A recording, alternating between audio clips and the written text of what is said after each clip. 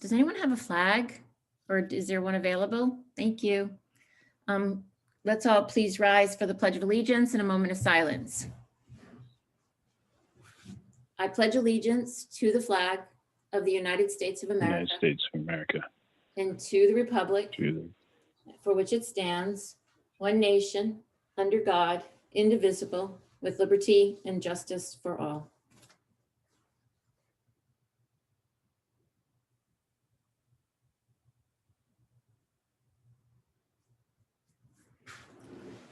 Thank you.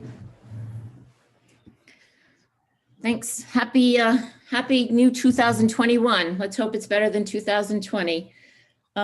Before I turn the floor over to Gina and her staff, I'd like to just do some housekeeping, just to talk a little bit about the upcoming meetings. We have obviously tonight's workshop from 6 to 8. We have a workshop on Thursday night from 6 to 8. We have a regular school committee meeting on the 12th, the omnibus meetings on the 13th.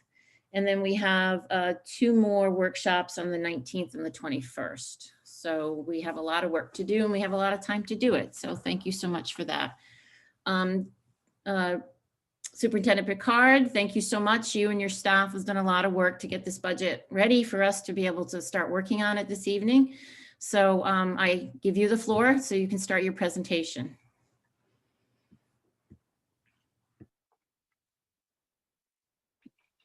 Thank you, Linda. Thank you for Happy New Year, everyone. I hope everyone's New Year started off very well. I just want to take a moment to thank the entire team that's helped us put this budget together. While we know it's not been easy through the pandemic, the collaboration has been very successful, and we do believe we're presenting you a fiscally responsible budget that will serve the needs of our students, families, and staff.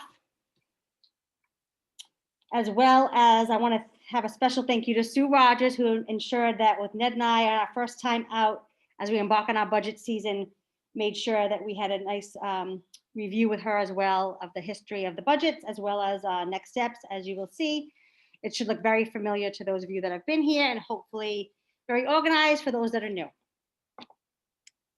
So I just wanted to start with letting you know that we have worked really hard to ensure that we have left no stone unturned. Saying that, we have made sure that we've looked for funds in other places besides our own expenses and afforded ourselves opportunities where we saw them. Examples of that would be our Take It Outside grant, which we received $55,000 to support our outdoor Wi-Fi and outdoor classroom needs. We obtained a RIDE subgrant to provide reimbursement for COVID-related substitutes through December 30th, which saved us approximately $38,000. And our development officer position was crucial to this work in obtaining these grants, as all of these grants had a very quick turnaround with less than 5 days to be able to get them up and running. We also received $32,154 reimbursement from our STAR opportunity through RIDE. We've already used STAR in the district, but getting this reimbursement allowed us to continue with our plan, and we just had to add our grade 11 students. And we continue to advocate on the state level to ensure our district gets the needs necessary to keep us open and not give us the cost that comes with that. For example, the HEPA filters would have cost us $100,000, and we were able to acquire that through the state based on our request, as well as they revised the bus guidance that allowed us to save $170,000 instead of purchasing 3 new buses based on the fact that our capacities had to be reduced with the COVID restrictions. Okay, slide 2. So what I'll do is I will basically, on everyone's mind, I'm sure, is, as you can imagine, due to the pandemic, last year's budget, along with planning this year's budget, is not going to be an easy comparison, as there are many different factors that took place.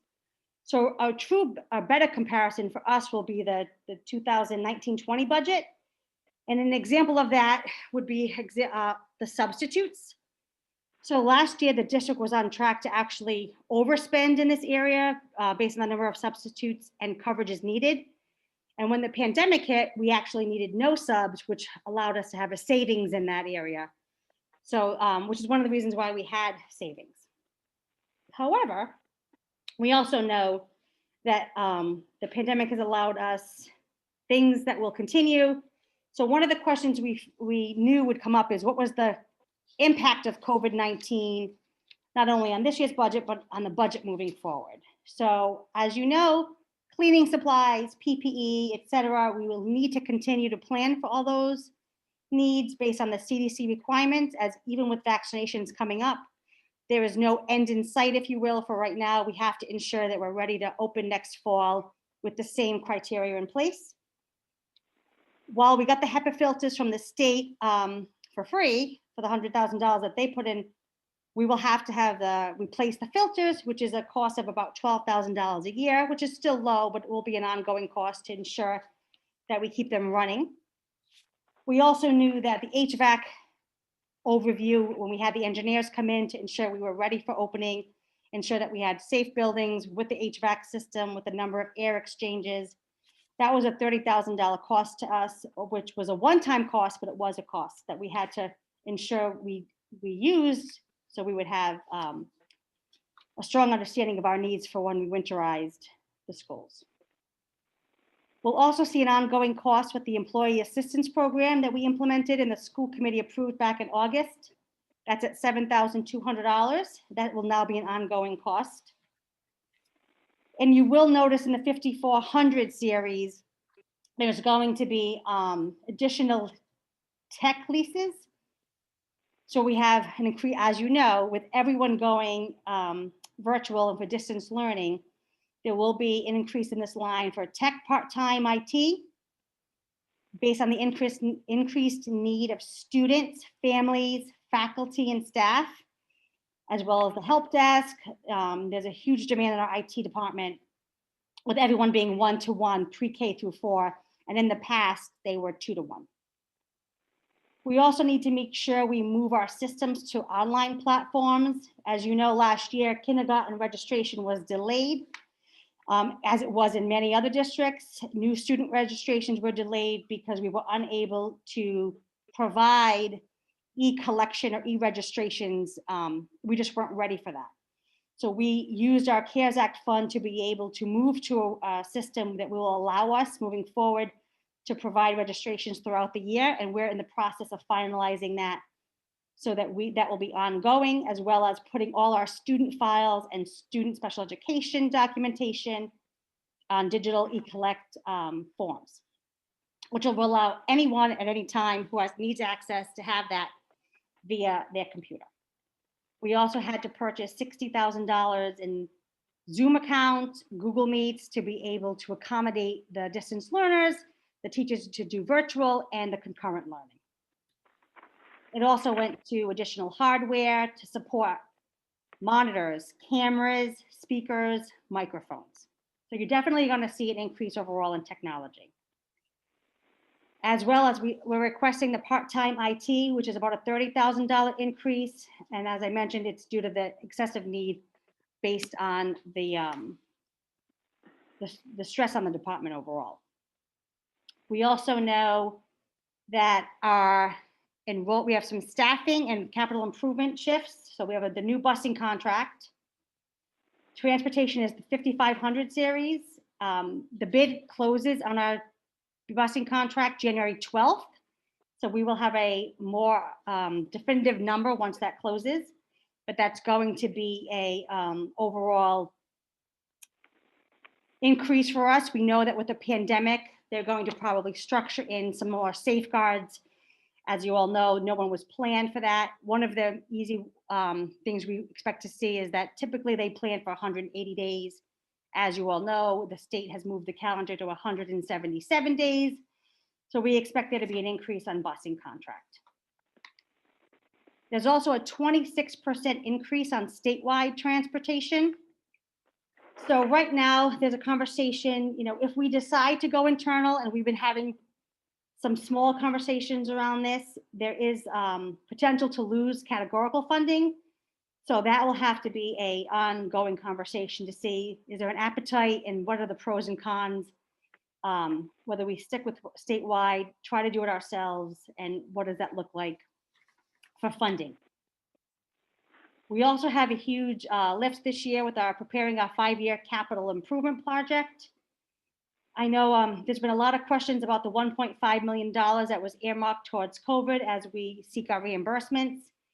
And our best thinking around this work is to really use that funding to be able to begin our capital improvement plan and as a stepping stone to begin our new overall projects. In your budget book, you have a separate document in section 6 that talks about that menu of capital improvement projects that were reviewed and are possible based on the RGB conversations that we've had and what needs we have at the elementary and the main campus. We also have on the January 12th agenda for the school committee an additional conversation that will discuss not only the capital improvement plan, but the newer and fewer conversation. On top of that, we have staffing changes. We are down 2.5 certified staff from what was budgeted last year. 1.6 is from federal grants and 0.9 is out of our operating budget. So the enrollment shifts in Charahoe right now, Charlestown overall makes up about 24.5% of our students. Richmond is approximately 37.76%, and Hopkinton is at 37.63%. So there's a small increase in Richmond and Hopkinton and a slight decrease in Charlestown. We have state legislation mandates coming up for our curriculum in math and English language arts. Jane actually is going to have that conversation at our Tuesday school committee meeting, looking for approval on our newly selected resources from our curriculum team. But that curriculum bill is Rhode Island General Law 16223033, and basically it requires us to ensure that we are ready to implement new math and ELA resources by 2023. Then we have our CTC grant money, which we want to remind the committee that last year you saw a reduction in the way that CTC grant money was allocated. There's more lift on the operating budget based on the way the state now does that funding. So that's just a reminder for all of you that in order to maintain the quality of that programming, we take more of that has been absorbed in the general fund. Okay, next slide. So this is overall the budget development process that we had this year. We spent October 5th through November working with schools and departments to develop the budgets. And then we did the internal review with our principals and department heads November 16th through the 23rd before the Thanksgiving break. Dug a little deeper into that. We did a central office review after that. And then we are now preparing, as you all know, for our public workshops. So next week, we will have on Wednesday, our omnibus meeting. And then we will work on the budget approval for the school committee on February 9th. March 2nd is the public hearing.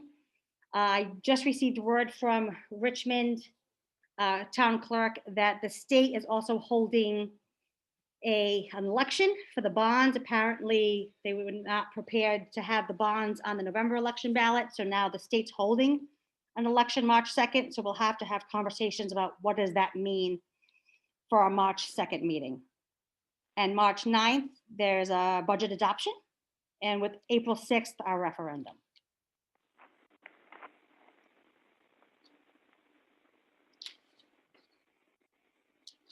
Okay, so major factors, obviously there are some enrollment changes. And unfortunately, there are a lot more unknowns in this category. One, as you all know, there's been a significant increase in homeschool requests. So as we were planning this budget, we, based on what we know and the conversations we have with families, we have planned for half of those families to return. Now, they could all return, but we're unsure. It's an unknown at this point.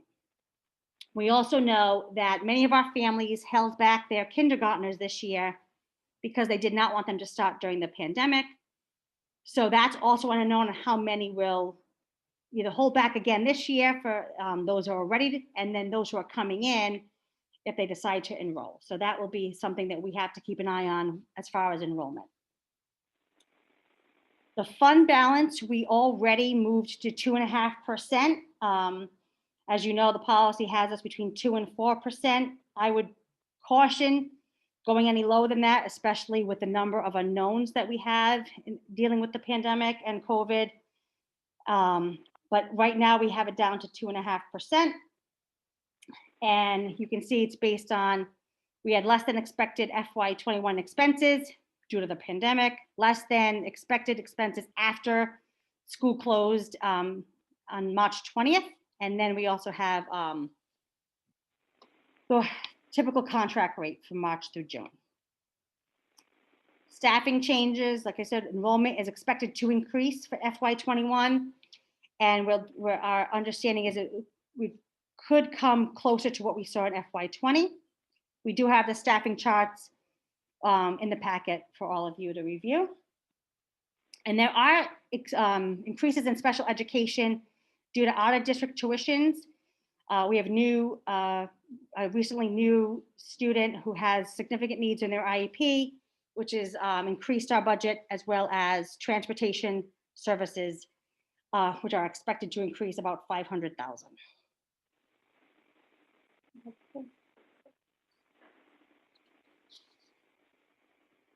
Okay, so our transportation categorical aid right now is level funded at the 1.7. Right now, we know that health insurance is projected to increase 4.1. It's not a definitive, but it's the best that we know at this time. Like I mentioned, the non-wage budget includes the increase of $512,000 due to the new busing contract and the out-of-district placements. And prior to providing you this budget, I've already worked with the principals and Ned to cut the budget $412,766. So overall, we're looking at a general fund increase of about 3%, giving us the 61 million. 0.9. And then with capital expenses, it's the 62 million with a 2.6 increase. And then your general revenue, which is the 6 million at a 2.5% decrease due to enrollment. And then, like I said, your fund balance at 1.5 to retain a 2.5% fund balance target. This is just at the beginning, I mentioned the enrollment shifts. So this is just so you see it live and in person. We're looking at Richmond and Hopkinton with a slight increase and Charlestown with a slight decrease. And then you can see the town's contributions with debt service is an increase of 3.6, and without the debt service, it's an increase of 3.5.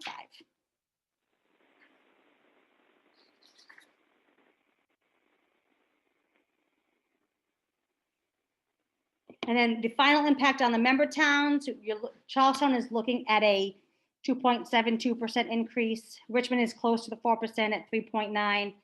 Hopkinton's at 3.6. And after application of the projected state aid, the best that we know, Charlestown, it will be at 3.5, Richmond at 2.4, and Hopkinton at an increase of 3.5%. So overall, in your budget packets, you have the one-page review. As Ned goes through that and walks you through that one pager, when you, Sue gave us a great idea, which we love, is that when you have the questions, just give us the line item that you're referring to so that we can ensure that we respond back with that specific line item so that everyone knows where to go as we talk through the budget. All right, Ned, I'm gonna put myself on mute.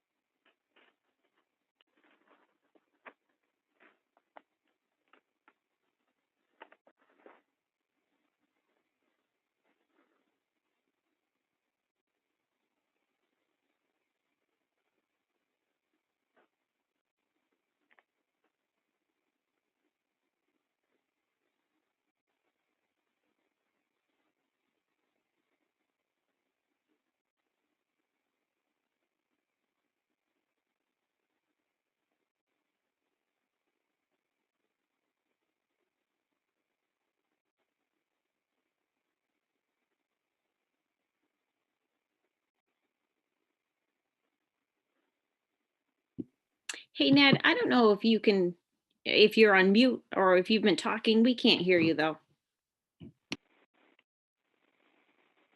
Control it. Are you still on? No. Okay, can you hear me okay now? Yes. You were just going to adjust the speaker here. Okay, now you can hear me okay. Everybody okay? So what I was saying is the fiscal year 21 budget as an example, that's the box immediately before fiscal year 22, what we're proposing. You can see an example where the approved budget was 60,106,000. The adjusted budget is 60,529,000. That includes up through a couple of weeks ago, additional monies we've been spending on COVID-related expenses. So that's why you see a difference between the adjusted budget and the approved budget. And the year-to-date expended shows how much we've spent so far this year. Moving over to fiscal year 22, again, going through each of these lines basically. Personnel costs are reflected there. That's 34, just about $500,000. Down below that is personnel benefits, which includes the healthcare costs that Gina had mentioned earlier, just under 15 million. And then we get into purchase professional and technical services at roughly 1.8 million. You can see there's an increase there over the prior year. We've got purchase property services at 1.3 million. That's a slight increase over the current fiscal year. You can see other purchase services, which includes transportation, which the superintendent also mentioned had a significant increase. We go from about 7.1 million to 7.6 million. Supplies, we have an uptick there, both because of some of the technology spending as well as the COVID-related reactions. We're about 1.7 million as compared to this year, 1.6 approved budget. This would be an area where I bring to your attention. You can see the adjusted budget is almost 9 million. And that is primarily due to the COVID response. There's a lot of areas where we see the cleaning supplies and those sorts of things. Property, we can see we had an approved budget in last year, 162, and now we're up around 198. Again, that's some of the purchasing to prepare us for what's coming. And then debt service and miscellaneous at just around 100,000. That rounds us out to get us to just about $62 million. Then down below that, you can see we've got the capital fund budget. That is just over $200,000, and we can speak in more detail to what that means in, I believe it's section 6 is where we can go into more detail there. But this increase just reflects a small portion. There's a significant amount of investment that also includes the leftover COVID money. So this is not all of the investment. This is just what we're asking the taxpayers for next year. Okay, moving down below the non-operating budget, which includes grants as well as food services. You can see we've got some additional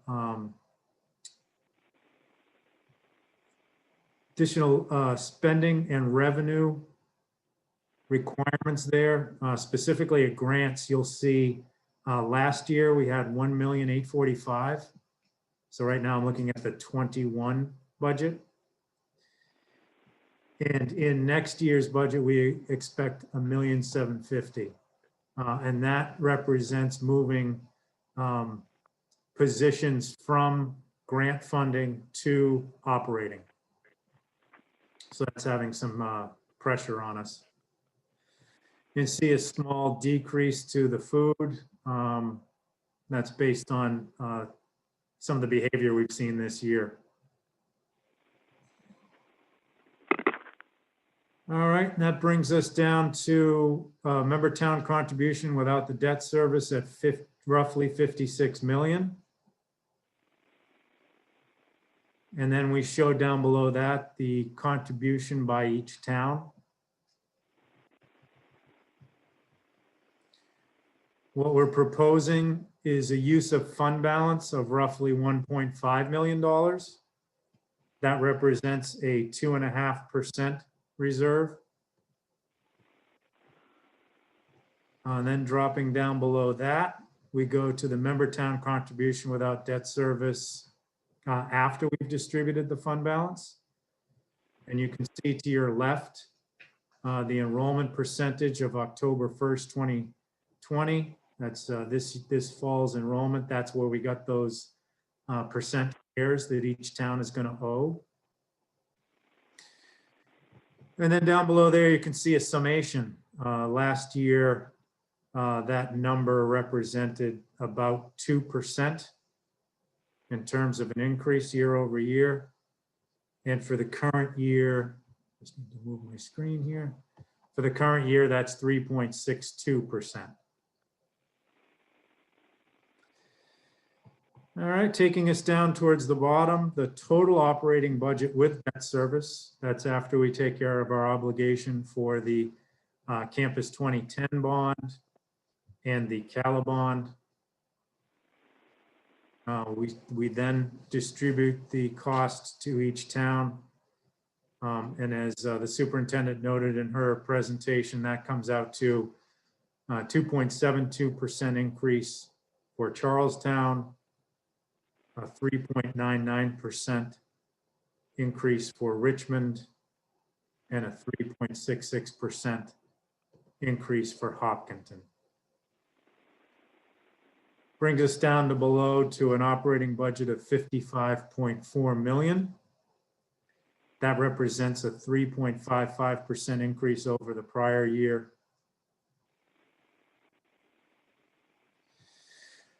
All right, if we drop down to the very bottom right corner, this is what we think probably represents the clearest point at which we impact the taxpayer.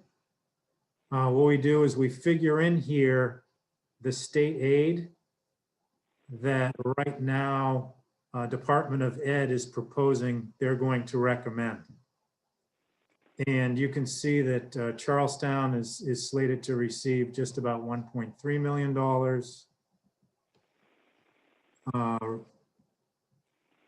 Richmond, 5.149, and Hopkinton just about 5.6. And then you can see after those state aid numbers are applied, that represents a 3.5% increase to Charlestown, a 2.4% increase to Richmond, and a 3.6% increase to Hopkinton. For a net impact. Can you just blow that up just a smidge?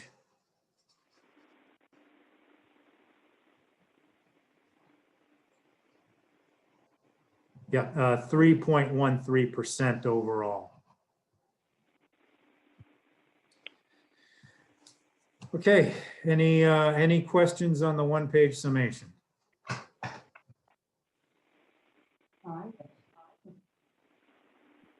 Hopefully I haven't put everybody to sleep. No, one really quick question, Ned, on that. Can you hear me okay? Dave Stahl here. Okay. So really quick question on the state aid received by the towns. Can you just give a really quick nutshell of kind of what their formula is for how that state aid difference to the town? I know that's a big, longer conversation, but the short version for me of how they determine that state aid for the towns. Is it strictly an enrollment number and a percentage or a dollar amount? So I can't say specifically what went into their calculations. What I do know is some of it has to do with enrollment. You can see that Richmond has an uptick in enrollment relatively. We had a conversation with the town treasurers yesterday. One of the things we've noted anecdotally is we're seeing some more affordable housing in Richmond as well as some enrollment. We're not sure if the state included that in their factors or if that's just coincidental. But it does look like the increase in state aid is taking some of that into account. So we'll know better when the governor comes out with a recommended budget, because usually what happens is RIDE has their recommendation, and then the governor has a competing recommendation, and then they sort it out with the legislature.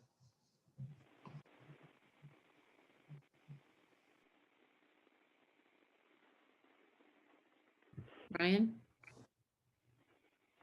Yeah, thanks, Chair.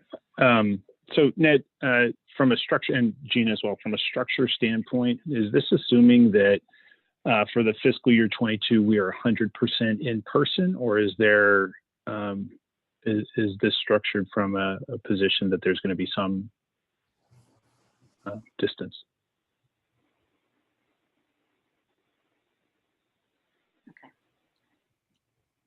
So Ryan, that's a great question. It assumes that we would be still offering up the concurrent learning because we have not received any news otherwise based on the executive orders that have been put out.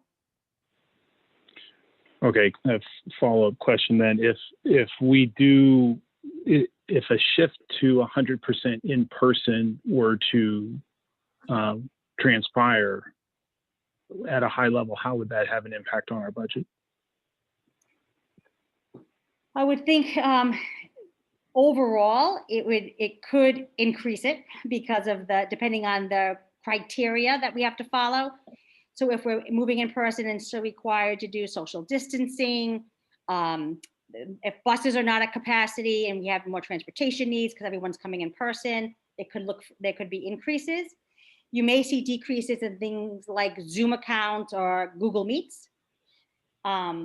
But overall, it is definitely an unknown.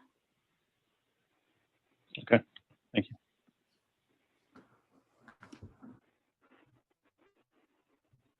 Any other questions for Ned or Gina? Can I ask a question? This is Sharon Davis, Hopkinton Town Council. Yes. Can you hear me? Yes, we can hear you, Sharon. Since there's no committee member that wants to has a question right now, yes, please ask your question, Sharon. Well, I would think that the towns are in similar situations where we have increased COVID expenses, we have unknown tax revenue, et cetera. And I'm just going to make a plug. I know you're trying to be conservative, but I'm still going to ask for you to drop your fund balance by that 0.5% to 2% to help out the towns and give it to the towns. I can ask. That's all I'm doing. Please consider it. Thank you. Sharon, so noted.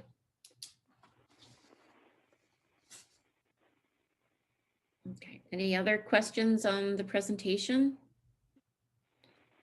So I know in the past, because I read a couple of the minutes from the last time, I know we tried to go line by line and tends to get off a little off track sometimes. We can start doing that. I'm open to any suggestions by the committee. Do you have questions on particular lines that you want to bring to focus?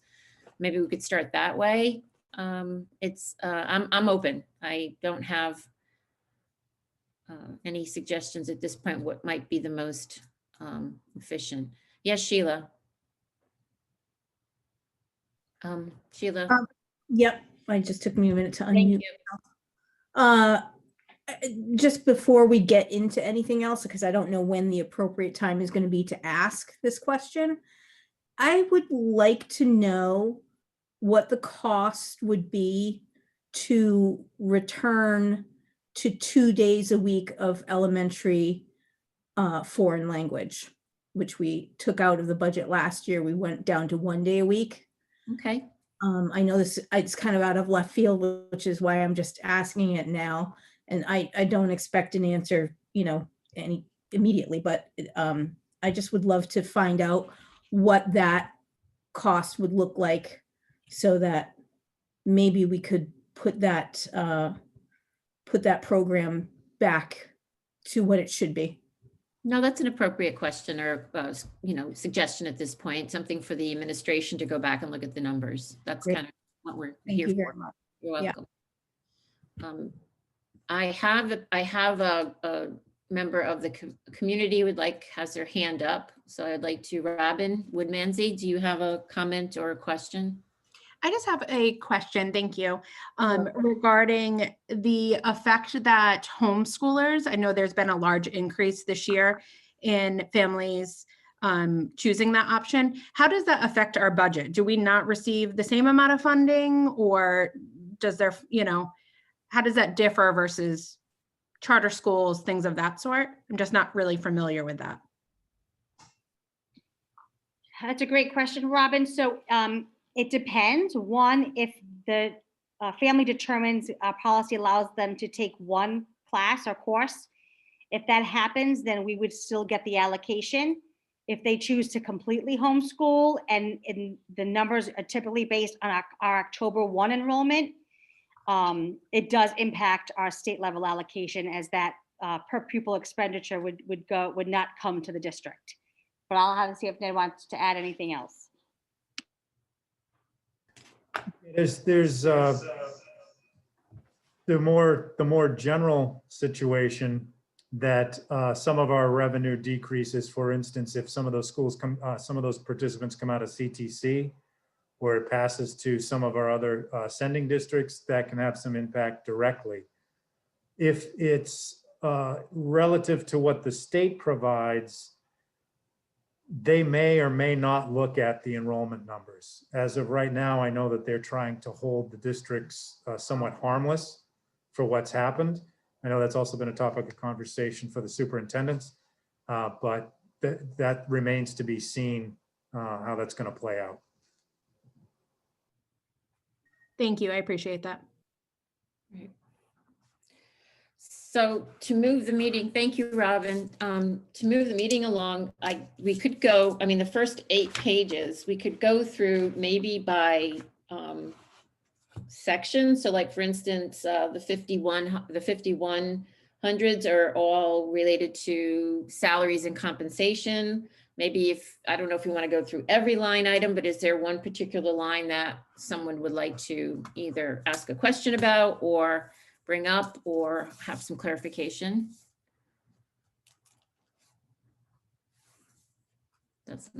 Okay. Guess we can move on. So nothing in the salary and compensation lines? No. Okay. I think Ned is getting out of the screen.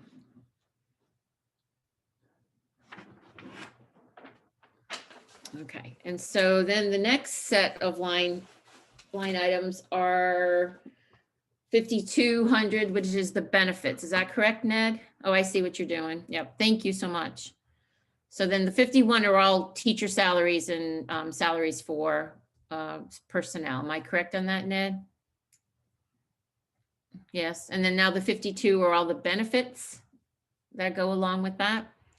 And you said benefits we were looking at an increase. Is that for 4.1%? Was that what the increase was for insurance benefits, I believe?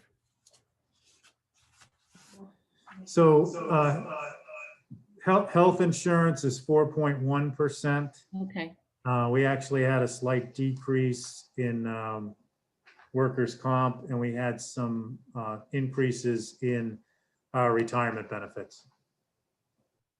okay, thank you. I'm going to check the participants every once in a while to see if aren't there hands raised, but I don't see anybody at this point. Okay, back to the screen.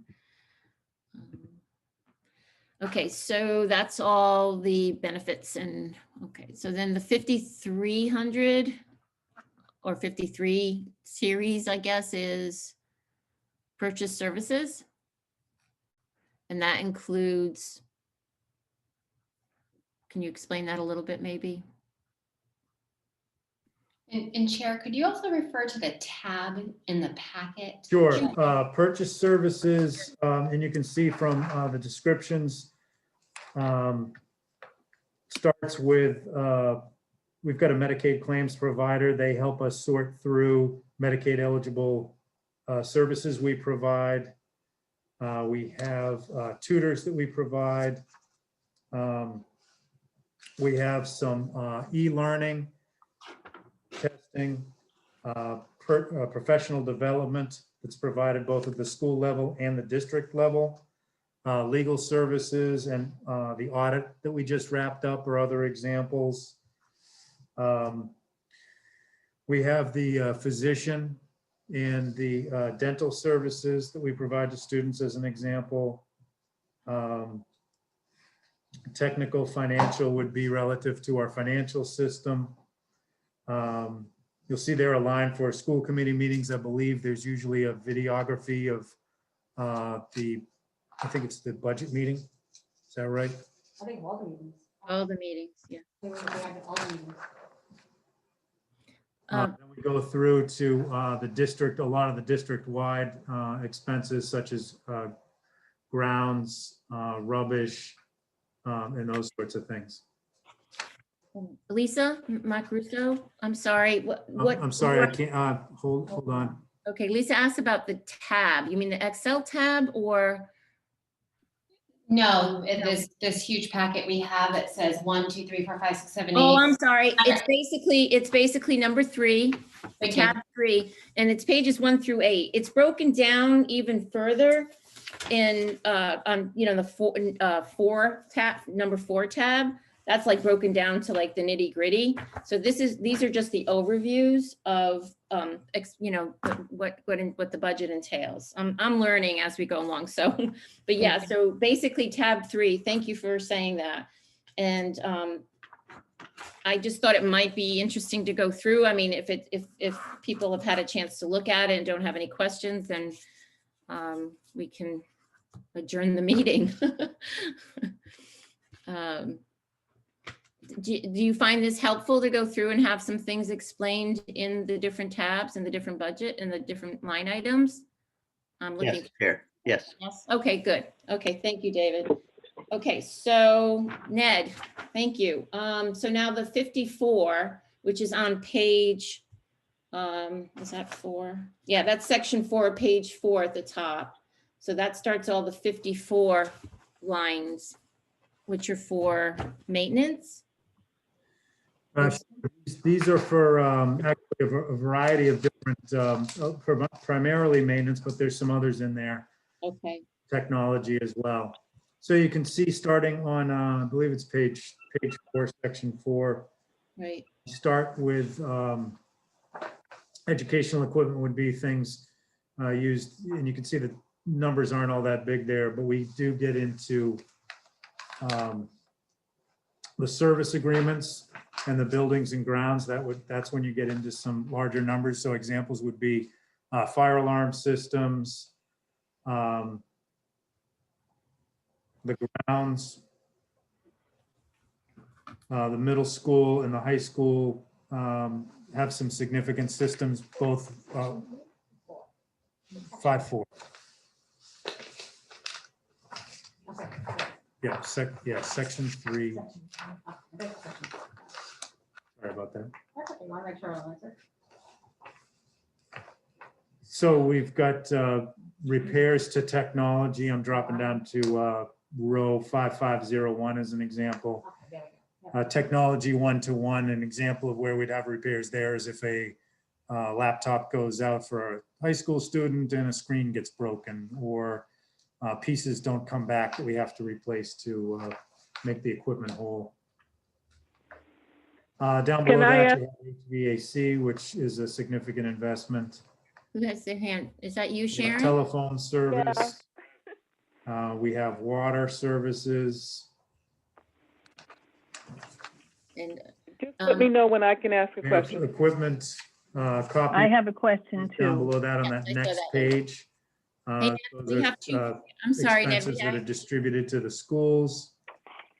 You can see a significant line is the rental of technology hardware for the elementary. Mhm. That has a lot to do with the distance learning infrastructure we need to have in place. And then you can see these technology lines are significant for the one-to-one services. Sure. And, you know, just as an aside, this is a significant area of investment for the district, but it's also what's enabled us to be in person as well as distance learning and offer a pretty full circle delivery of education services in the situation we're in right now. Excuse me, Ned, I have two questions. Ned, I have two questions. Linda McAllister, please, you have the floor.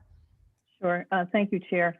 My question has to do with the 5,300 lines, and it has to do with purchase services for school committee 5355. So if by any chance next year we're able to go into face-to-face meetings, but also providing a Zoom type meeting for our community, will that impact that amount? Will we have to add to that? Could you say which row number that is? I think it's 5355, It's on the very bottom of page the very 3. bottom. Yeah. Yeah, I don't think that's going to significantly impact that line, but as we're learning in the presentation right now, I think there's some we can do to be able to communicate a little more clearly. Okay, thank you. Sharon, you have the floor for your question. Yeah, two things. Number one, just as an example, you can look at on page 4, line 5391, row 5391, maintenance, repairs, educational equipment. I guess that's the middle school. If you went across that line, I'm not sure. I don't understand why for 2021 to 2022 you have $2,350 when you've never spent that before. And then my general question is, I don't understand the adjusted budget columns. How do we have adjusted budget columns So for each year? the adjusted budget, what'll happen is when we budget initially, we place it in the line that it's assigned, and that's as determined by the Uniform Chart of Accounts. You'll hear that referred to as UCOA.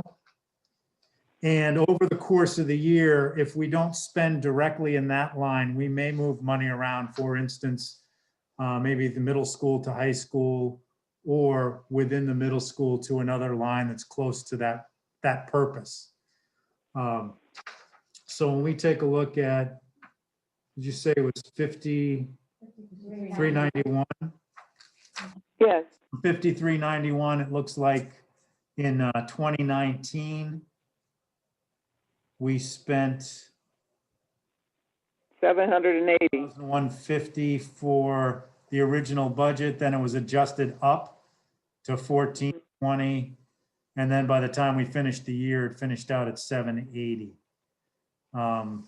Same thing, it looks like the same thing happened each of those years. So I'm going to make an estimation that there was probably a reclassification of the expense because of the chart of accounts. But I'd have to get back to you on specifics to what happened.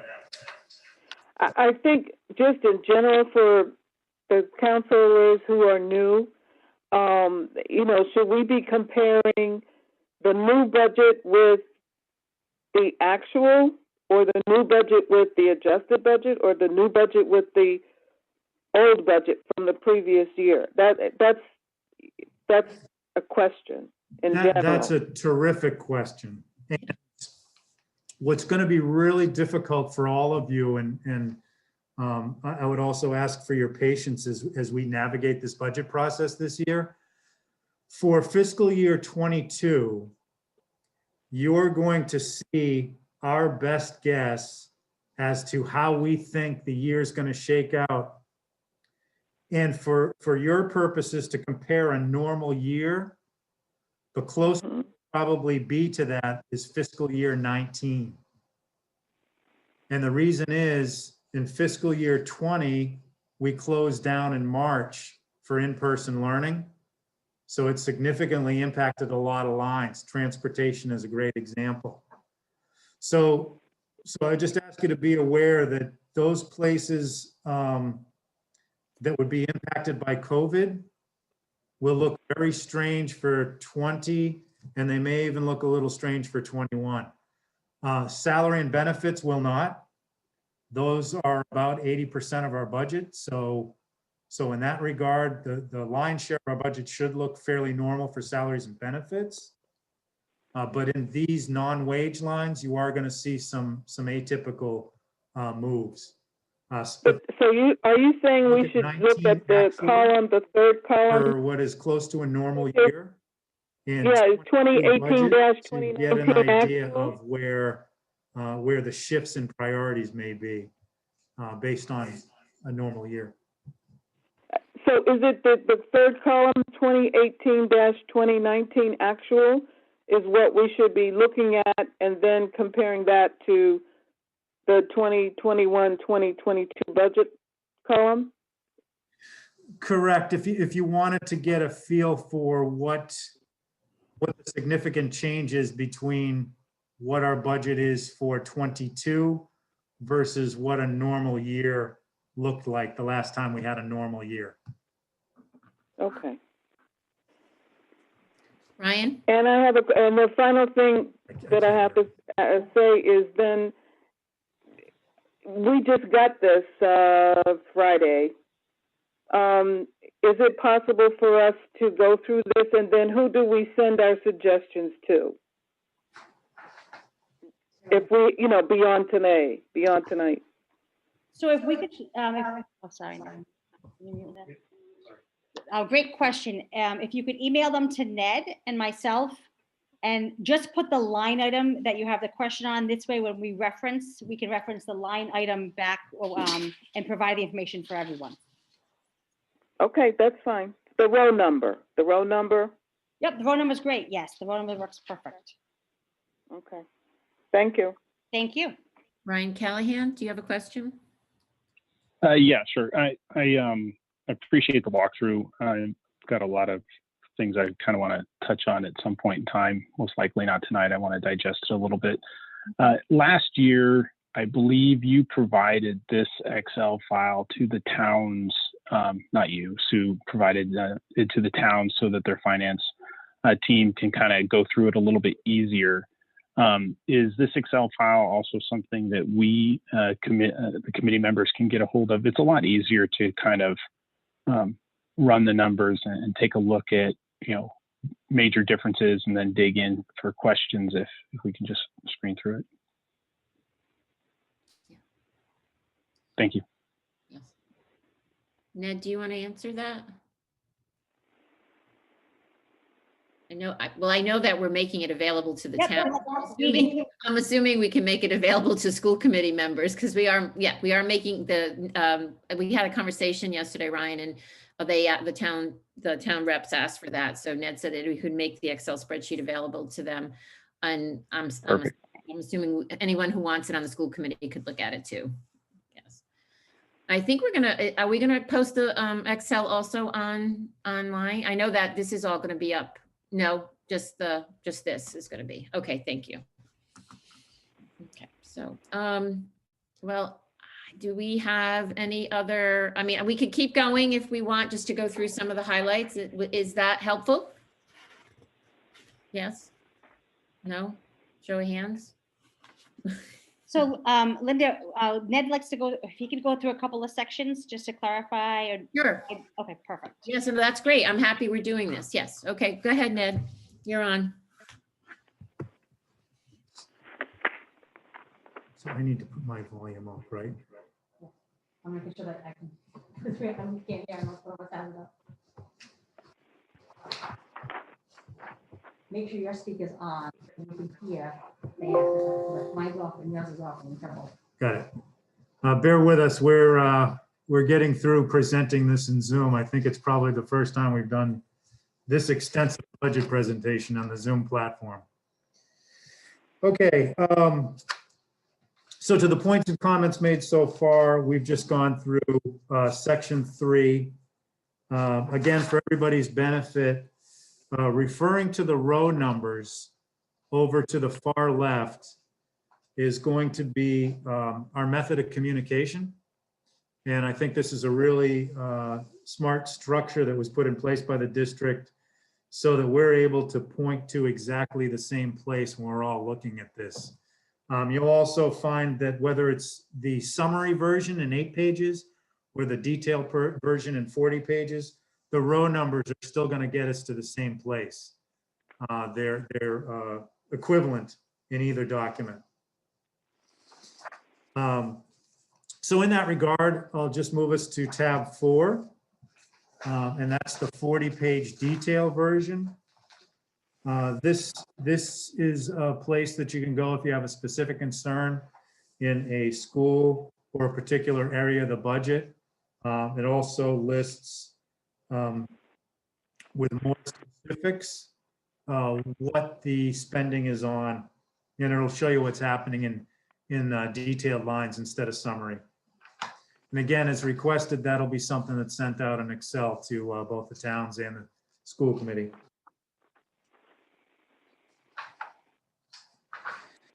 Any questions in section 4?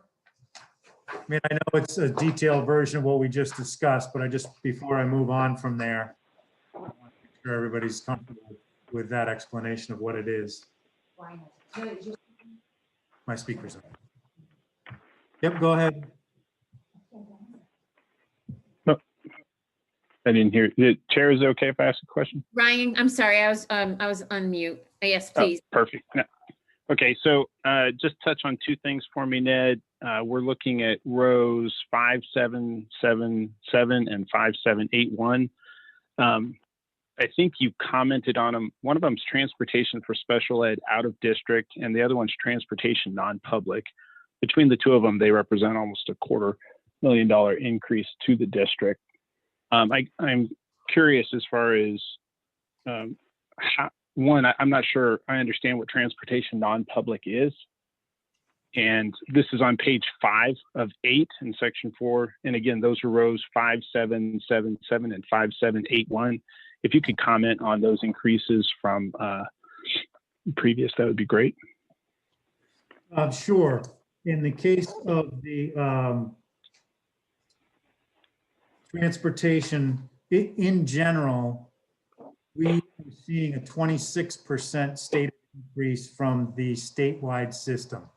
So that affects special ed as well as the non-public. So that would be the private schools like a Prout, Monsignor Clark. There's a couple others in there. Meadowbrook. So those costs to move students skyrocket the state.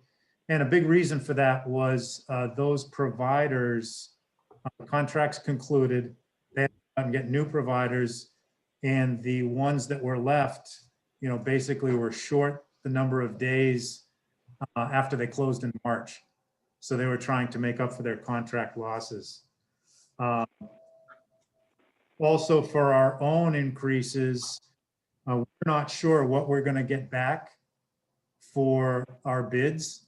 And when we get the transportation subcommittee back together to take a look at the response, we anticipate that Ocean State, our existing vendor, will respond. We anticipate a couple of other vendors will participate. Then we'll be able to hone this number down.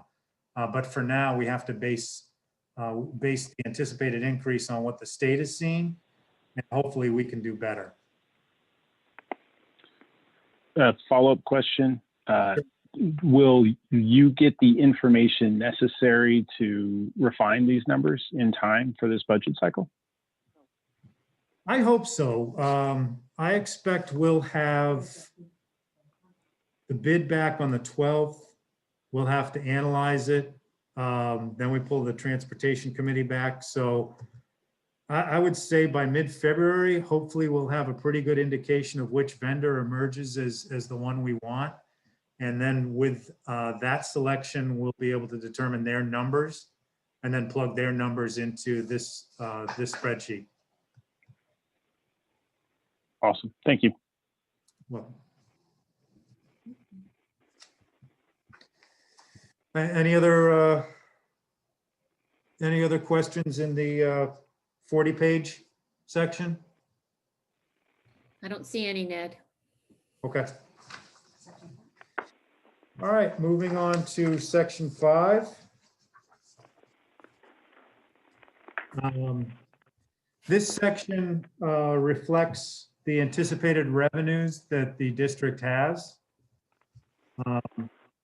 I would add that based upon comments that we heard just earlier in this meeting, as well as the feedback we received from the town financial departments, revenues are unsure for next year. So we've plugged in what we expect, as I mentioned before, Rhode Island Department of Education, that's actually posted on their website, has provided us their estimate for FY22. We took the town appropriations as noted in section 1 and plugged those in. And those, as you can see, are our largest contributions to the budget. Then we've got a portion of state aid that comes direct to us in the form of the transportation categorical. And that's row 10 of the revenue section. And then we've got a couple other smaller ones with the categorical aid as well as excess special ed costs. Dropping down below, I know we had some conversation internally about our preschool tuition. We are anticipating an increase in our rates. However, we did not plug in an increase to our expected tuition because we're not sure how it's going to affect our preschoolers and where COVID is going to be relative to our operations next year. You can see our year-to-date collections are about $14,000, and our budget and our typical collections have gone between $31,000 and $50,000. This line actually is a good highlight to the question I received earlier about where you can see the change in behavior because of COVID. So if you look at fiscal year 19, we collected about $50,000 in preschool revenue. Then in fiscal year 20, that dropped significantly down to 31,000. And this year it's at about 13,000. So we're hoping for a normal year next year.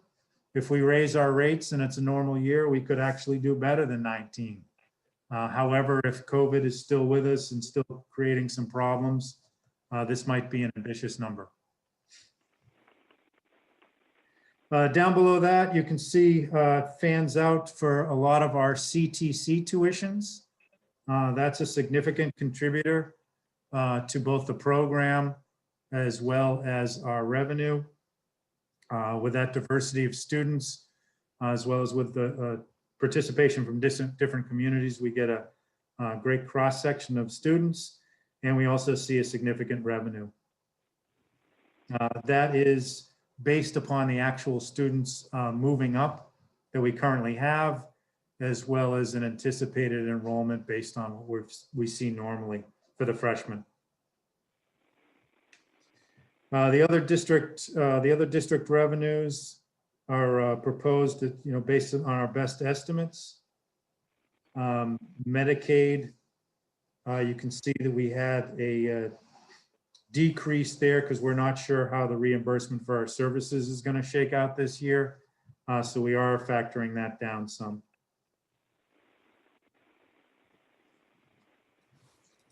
So that's the revenue section. Any questions here?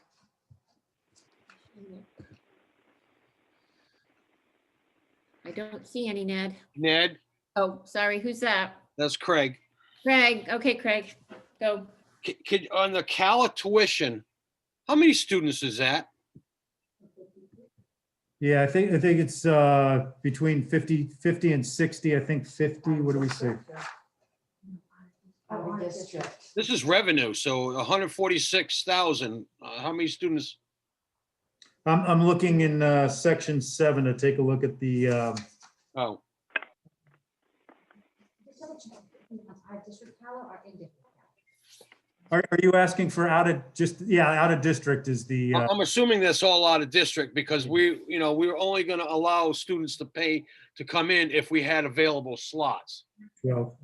Yeah, so we're counting about 12. 12 out of students. And okay. That makes sense.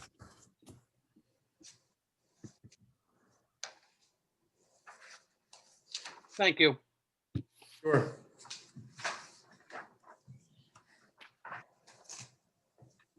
Any other revenue questions? I don't see any, Ned.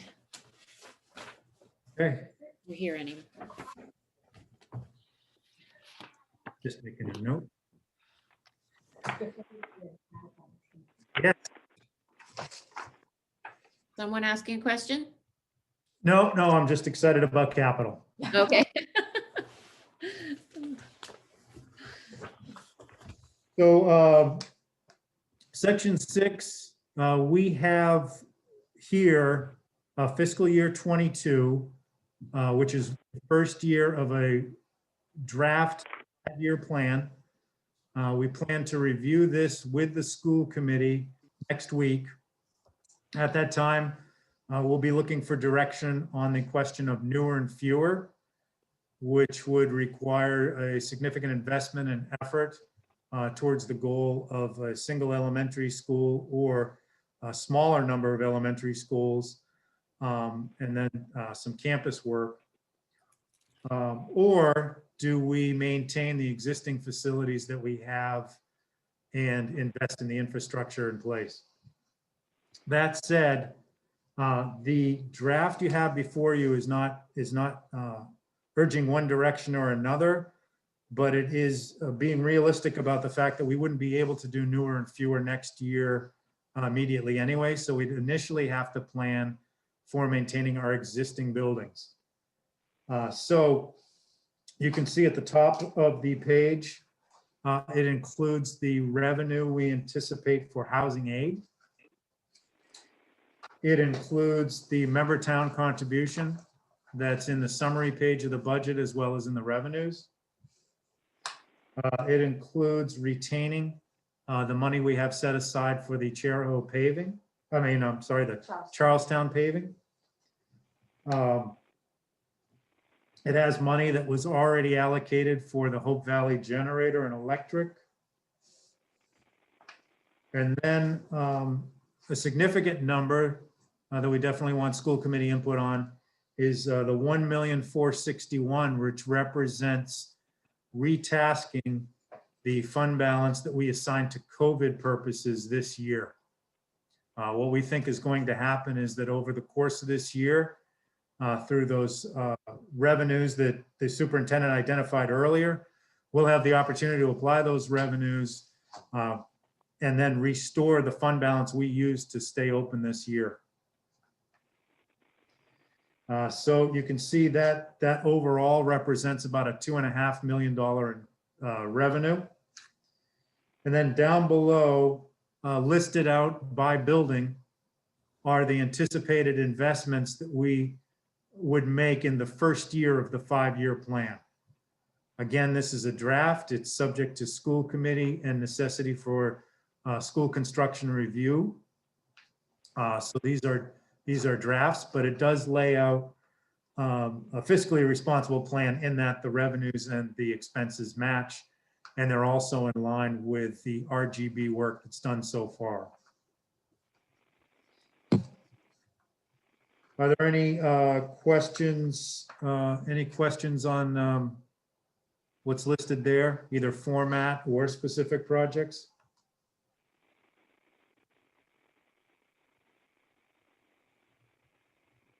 And we realize this is a lot of information to put in front of people. So we know it's going to take some time to digest. Now, Ned, this is Linda, on the capital, on this capital sheet, if you look at the revenue, what would be coming up? What would the budget have? How much money the budget have or would it be taken care of by all the revenues? Do you understand my question?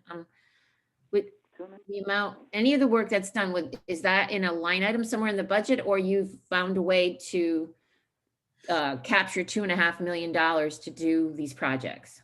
So this is separate and apart from the operating budget. There's a capital budget. Yes. And because of the nature of the capital investment, that it may take years actually to get a project done, it may take place over a couple or even 3 fiscal years. Sure. This has money that's been set aside over time. So it actually, much like other areas of the budget, has its own fund balance. Yes. And we also get a 61% reimbursement from the state.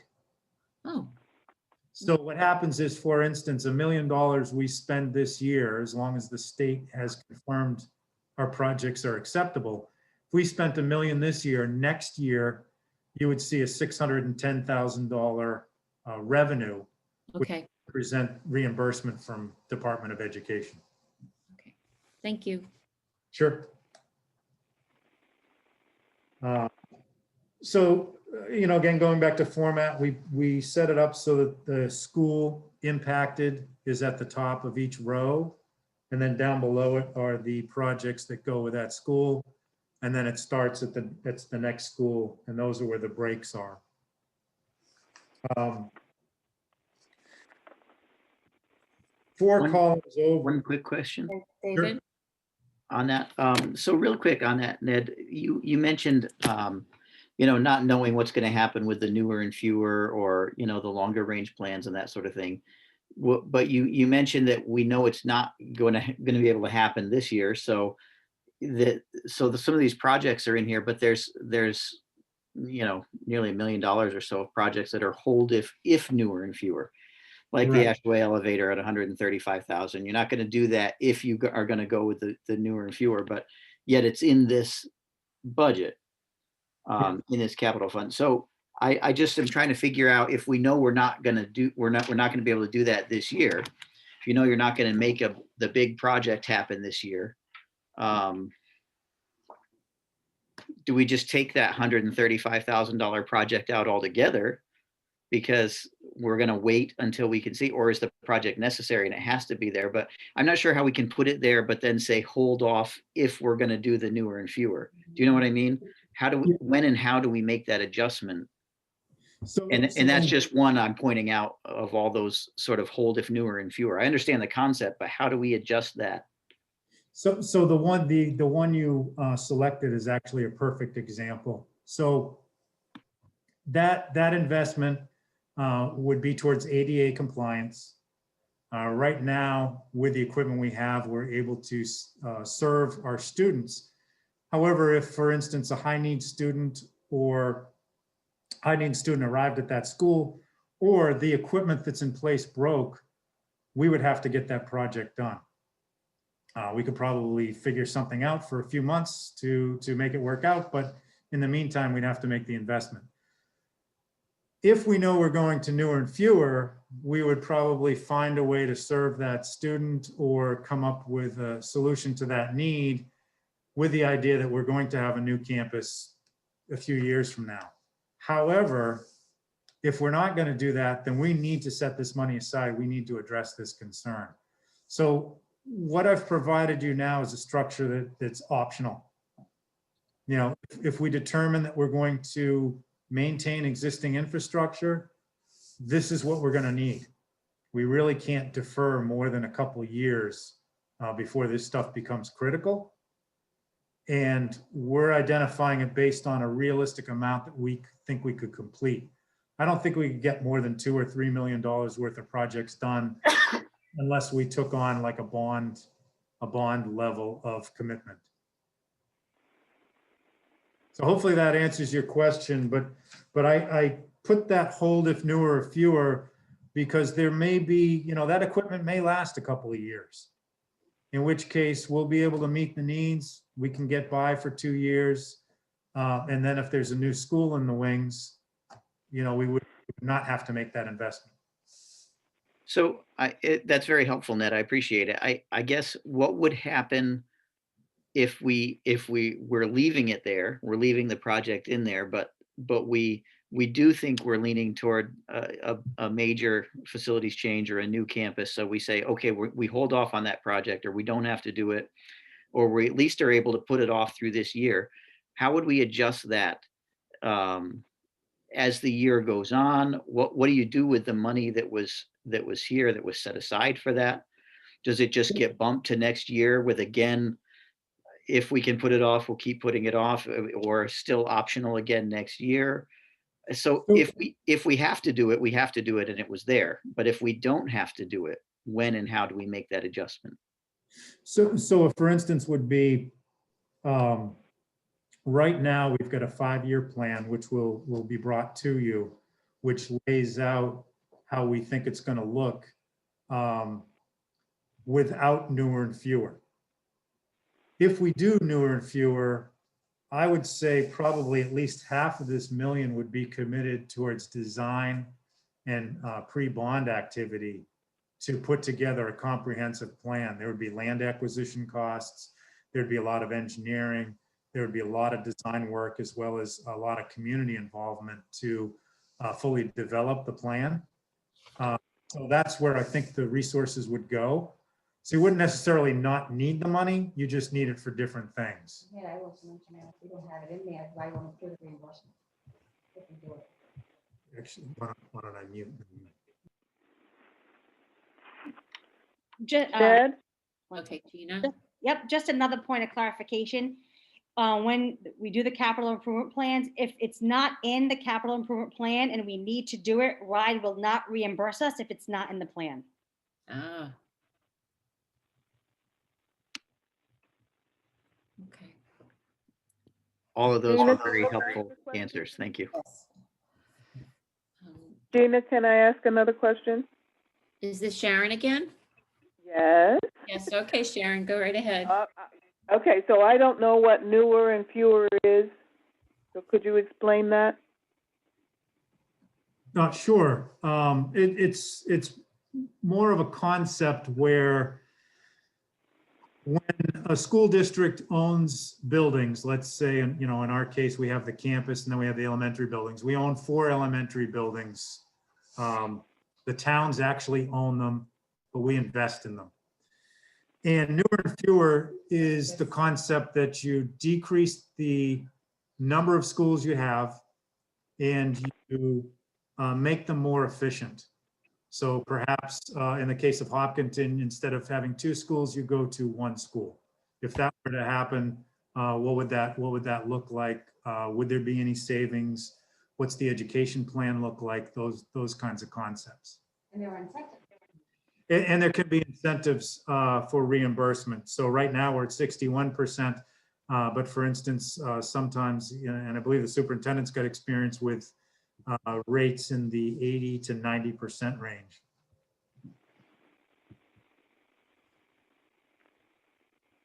Does that help? Yeah, well, yes. I guess maybe Gina can tell me from her experience, compared to how old our schools are, the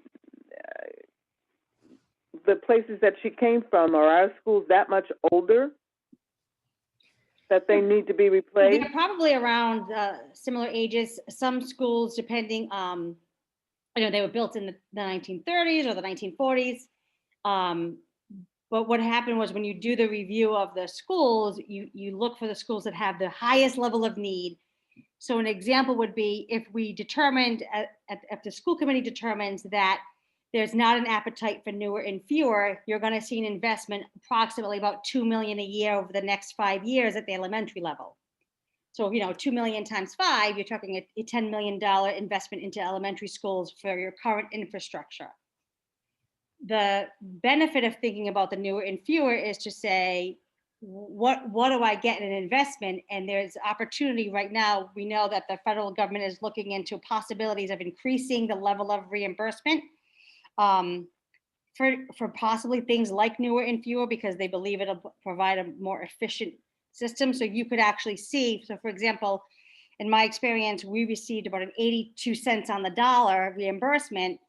So the investment to create 2 brand new schools and take one offline now provides the district with 2 brand new facilities, 21st century teaching and learning, and allows a decrease to the overall the energy efficiencies and the taxpayers' dollars. But there's got to be an investment, obviously, from the taxpayers and a willingness to think about what that newer and fewer looks like. Like Ned said, it could be going to 1, it could be minimizing and taking a school offline. But overall, there's you're going to basically compare what it's going to cost for us to invest in the current infrastructure, as well as, because you're looking at probably $10 million at the elementary level with the 61-cent reimbursement, but you could be seeing a larger increase because the state is trying to incentivize even further the newer and fewer. But if in general, enrollment has been going down for several years, I guess I question why you want to spend money when the enrollment's already going down. But you're right. You have to do the numbers and compare the costs. Right. While the enrollment has, like, for example, even if you see, 50 students overall, they're not all coming from the same grade or the same class. So you're still going to provide transportation, classroom, maintenance, energy, all that is still going to apply to the infrastructure unless they all come from the exact same classroom, which is not typical. I guess I have to see the numbers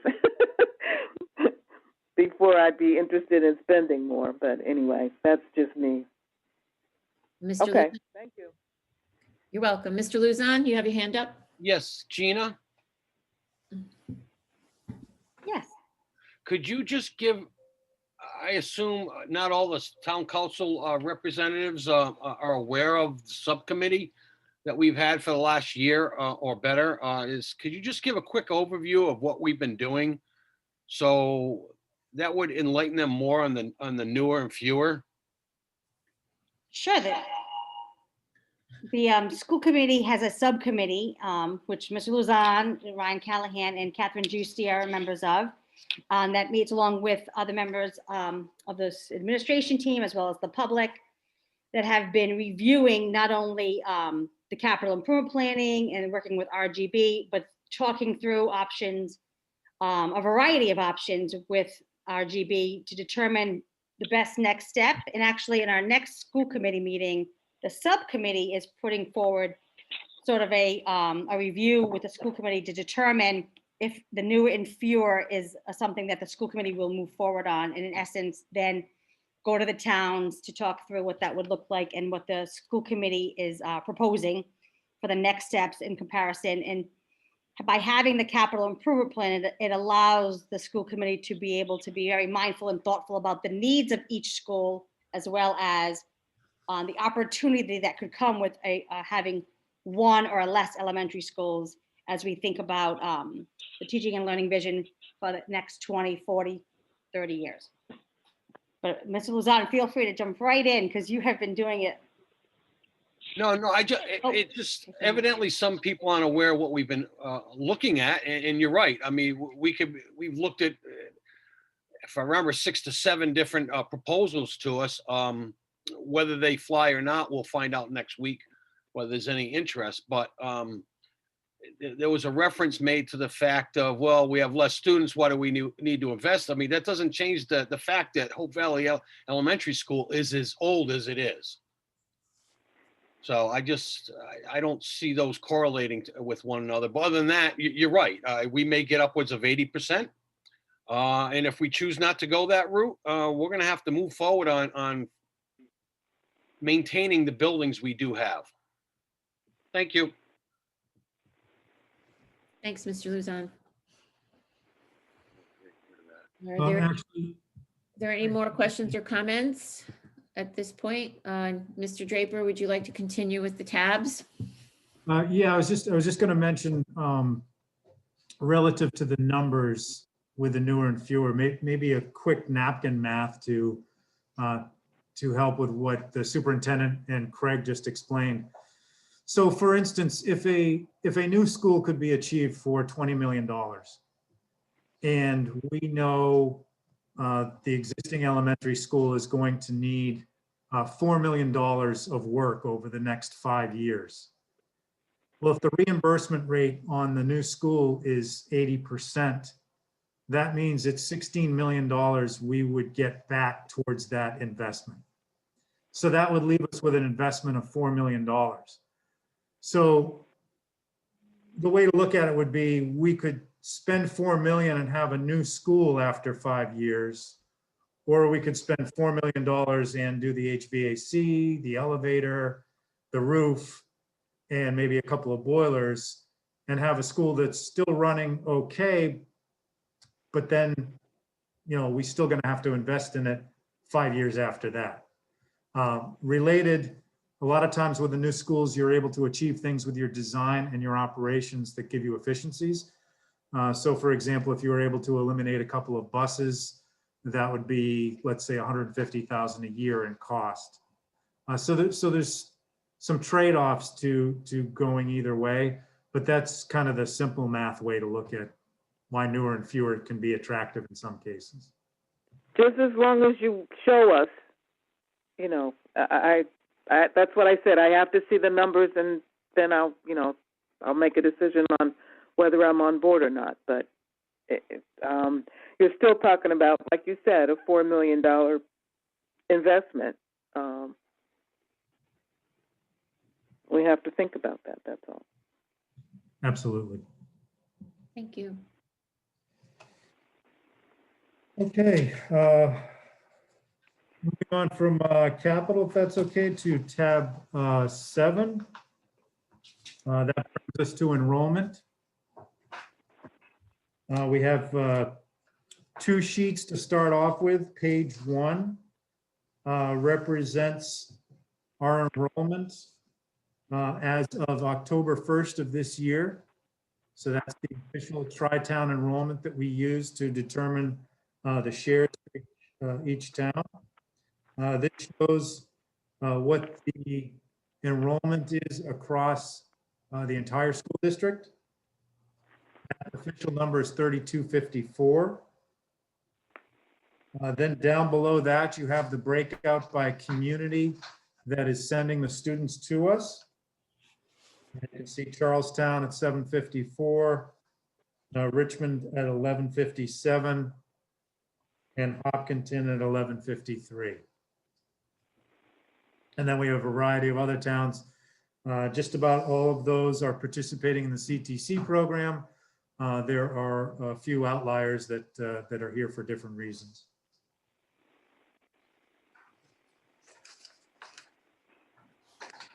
On the next page, it shows you the distribution of those students by town. Then it also shows the charter school participation in the town of residence. And then down at the bottom, we have other, those would also be outliers to the charter category, not those primary schools that are mentioned above.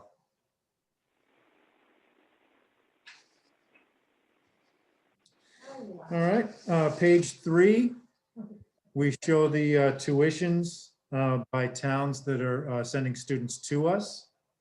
Those are the communities that we interact with typically in our region. You can see we do have one participant from out of state.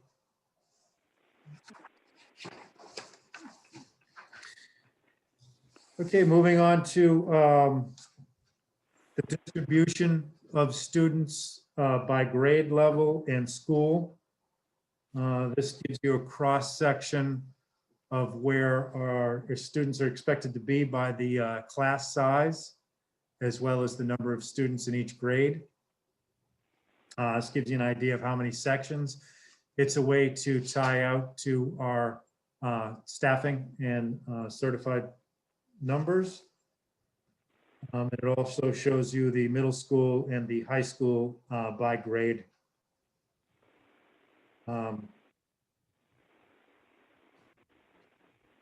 Down below that, you can see what our actual enrollment was by year and broken out by school. We have a question, Ned, Ryan Callahan. Hey, Ned. Thanks, and thanks, Chair. Two quick questions. The first is the 3258 that you're showing on this page. It's different than the 3254 on the previous page or on page 1.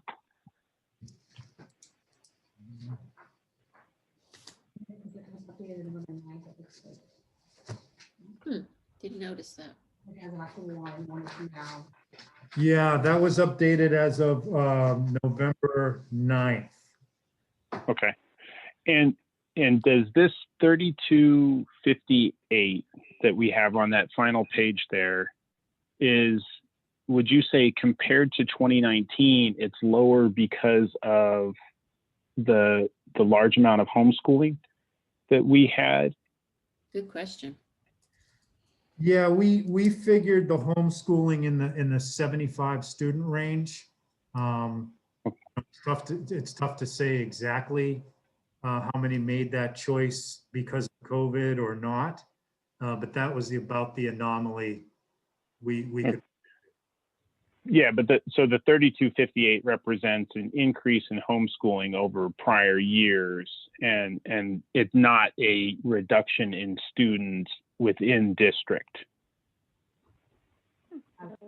It's just they're just not utilizing our resources. And I guess my point is that projected enrollment jumps back up to 3325, which if you look, it then supports basically the position that from 2015, the past 5 years, 5+ years, we haven't been decreasing. We've been relatively stable, and we're even projecting some slight increasing. So I think that's an important takeaway for me on that. I just wanted to make sure I understood the number. So thank you. Yeah, that's actually a great point. What is required, actually going back to the last tab we were talking about, what is required for that ride reimbursement is to prove out your enrollment expectations. And part of that necessity for school construction process includes providing a detailed enrollment projection. That was done, I believe, within the last 6 to 12 months. So that's included with our information. And as we all know, we don't know the long-term impact of COVID. Will we have more people migrating into the district, leaving from urban areas because they like it here? Or will we see some erosion as we did from the 2009 financial crisis? So it's really tough to say, but as of right now, to the point you just made, that demographic study indicates that we're going to see stable or maybe even slightly increasing within the next 5 years or so. Thank you.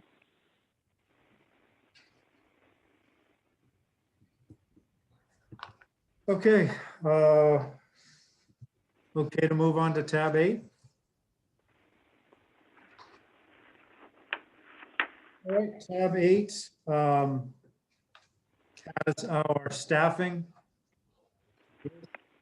based on our budgeted staffing of positions in a full-time equivalent, starting for fiscal year 18 and running through fiscal year 22.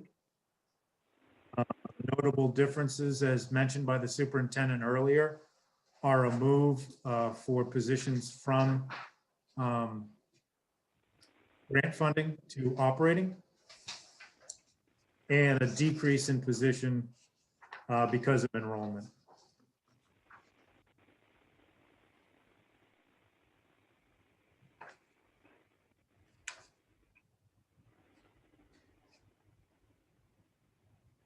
Any questions on these tables?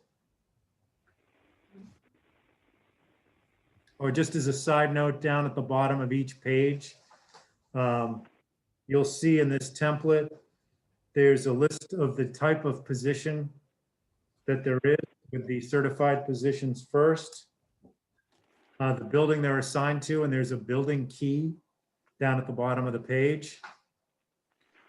It has the budgeted number of full-time positions for each fiscal year listed.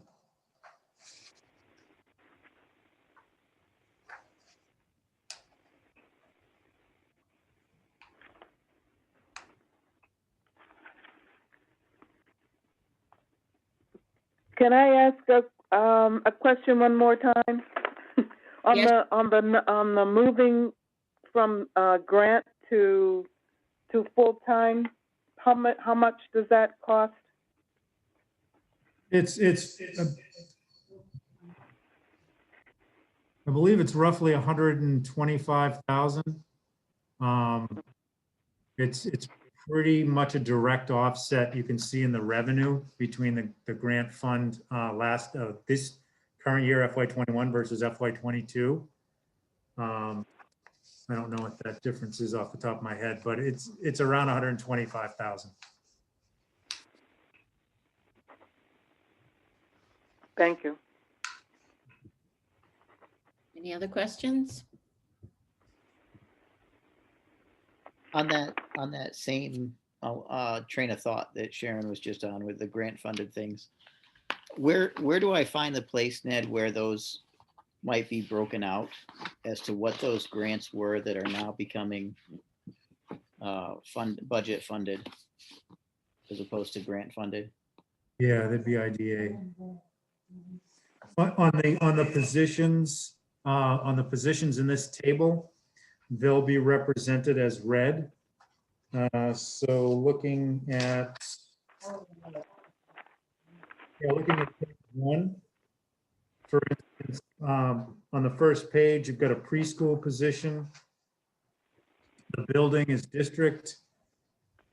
And then we've got a reduction of 0.3 grant funded position. So that those red numbers represent grant funded positions.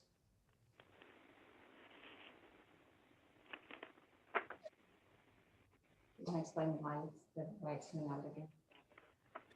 Yeah, to follow up to the superintendent just mentioned, the reason they're coming out of the grant is maintenance of effort is a term that's used at different levels.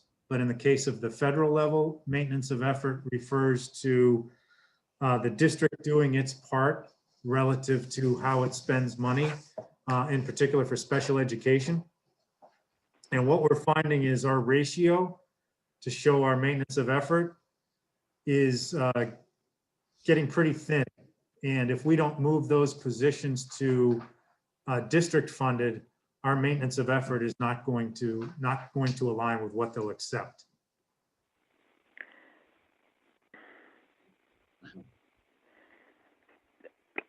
So is that a catch-22 of when you get grant money to hire people temporarily, you might end up being forced to make them permanent?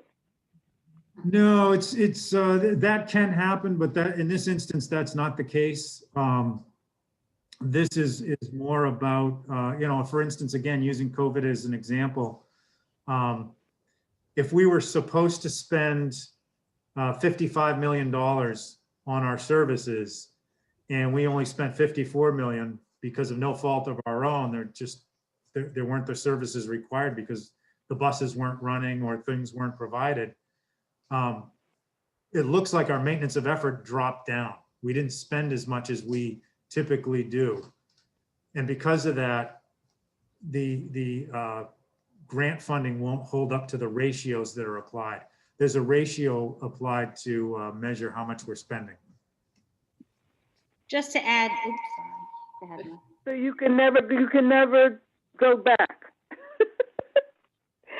So I think just to clarify, so there's, when we use the terminology grant, so there's some grants where you apply because you qualify, but for this is the IDEA federal funding, so it falls under what we call federal grants.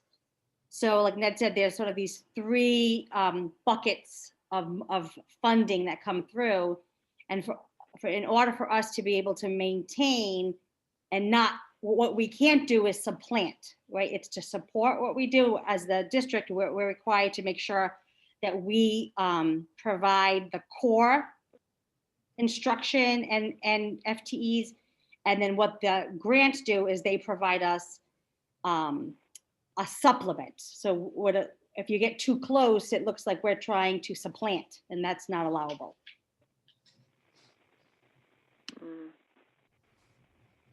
Thank you. I believe, Ned, you are finished with your presentation. I think we're out of tabs. No, we're out of tabs. Thank you very much. That was very thorough and thank you very much. It was very good. Does anyone have any questions for Ned or Gina, or any comments? Can you give us your email addresses, and then that's it? Just the email addresses? Yeah. It's our first name and our last name. And actually, if you go to the website, on the Charahoe website, all of our names are listed. Ned Draper and Gina Picard. And then everyone has at the end, the charahoe.k12.ri.us. Mr. Luzon? Yes, Ned, I do have a question. I noticed a pattern in the presentation after reading it, that state aid to the towns has been trending. Richmond in the last 4 years is going up 11%. Hopkinton's going up 7%. Charlestown has decreased 19%. Do we anticipate that trend to continue, or in the future, is things going to level off, or is Charleston really going to be taking on the chin?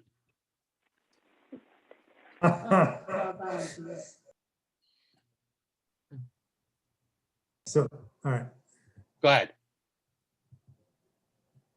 So that's tough to say. This kind of goes back, Craig, to the question Ryan had about the enrollment.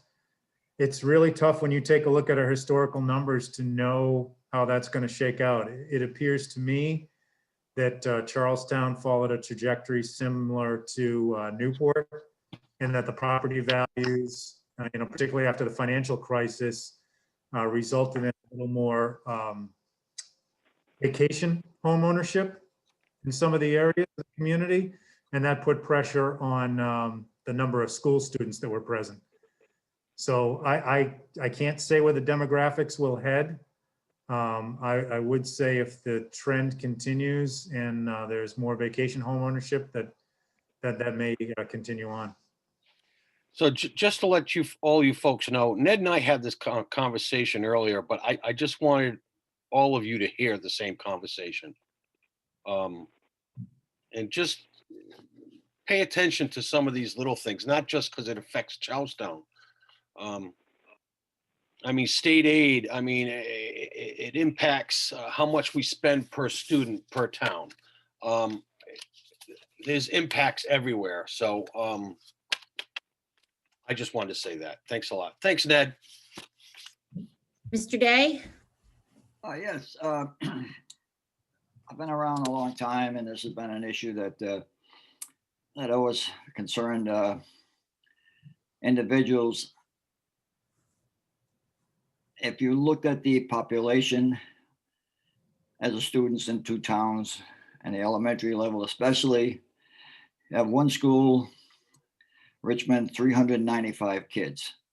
You have one school in each town, and not in each town, in Hopkinton. Essentially, 404 kids are divided between them two buildings. If we're looking at a major expense and a major cost of running the school district, it is that Hopkinton has the luxury of having two elementary schools. And this is why this newer and fewer could make more sense for the taxpayers of the three towns, because we would not be spending the money to staff. with a principal and office staff and stuff like that, and two separate buildings that only have approximately 200 kids in each building, where Charleston is significantly more than that in that one building, and Richmond certainly almost equals what the town of Hopkinton has. So I would hope that my fellow citizens of town of Hopkinton would take this into consideration when they criticize our budget, that they are making out better than the other two towns that are paying the same type of freight here. So I had to say that, because we get this every year, that our budget is bloated, that we got money hit all over the place and stuff like that. But nobody's taking into consideration of what one town is benefiting from, as far as having a luxury of having smaller class sizes and two separate buildings with the same administrators that the other two towns have. So if I upset somebody, I hope I upset them to think a little bit more and research before they start criticizing us like they do every year. Thank you. Thanks, Mr. Day. Any other questions, comments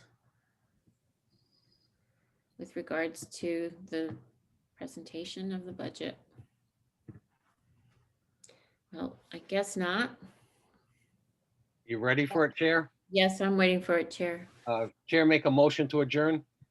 There's been a motion to adjourn. Mr. Callahan, second the motion. Thank you.